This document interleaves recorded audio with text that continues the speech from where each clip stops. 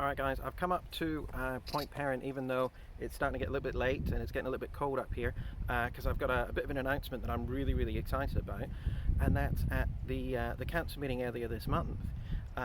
We had the opportunity to elect someone or nominate someone to be part of the state government's Planning Investigation Area Working Party, which basically is the body that's going to come together, and it's going to have representatives from the City of Rockingham, the Department of Planning, Lands and Heritage, Department of Tourism, Department of Jobs, all of those kind of places are all coming together to decide what's going to happen with the future of Point Peron.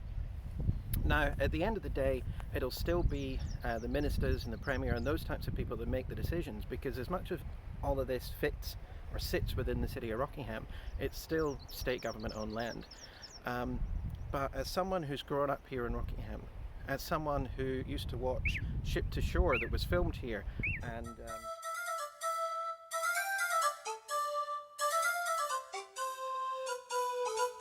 as someone who used to love coming here as a kid, spending time climbing over the cliffs and playing on the beaches and all that kind of stuff, I am really excited to announce that earlier this week the council nominated me to be the person that sits on that working party. As someone who wants to see Cape Peron be kept as, you know, the Rottnest on the mainland or the King's Park of the South, you know, I am really excited to be able to be part of that process, and we'll be working or fighting hard to make sure that we keep Cape Peron as the sort of natural landscape that it is. So what I'd like to see is things like you know, eco-based tourism attractions, things like you know, maybe a low-impact caravan park down on the site that used to have a caravan park years and years ago.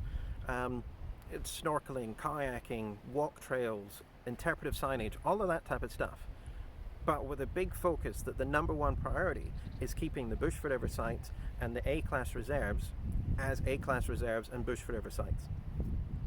Now, it's going to be a long process because, as I've learnt in the last 2 years, everything to do with government is a long, drawn-out process. But I'm going to be making sure everyone is kept aware of what's going on, and I'm going to be getting your feedback as often as I can. So, this is my my call-out, my request. I'm not a hard person to find. I tell everybody my mobile number and my email address. What I want to do is hear from you as much as possible. Because at the end of the day, Cape Peron or Point Peron, whatever you call it, doesn't really matter. This area, in my opinion, belongs to us all. And the future Cape Peron that I would like to see is pretty much just the way it is now. Just with a little bit of extra, you know, a few extra facilities. Because there's nothing worse than getting all the way out here and then needing to pee. I was Miss America.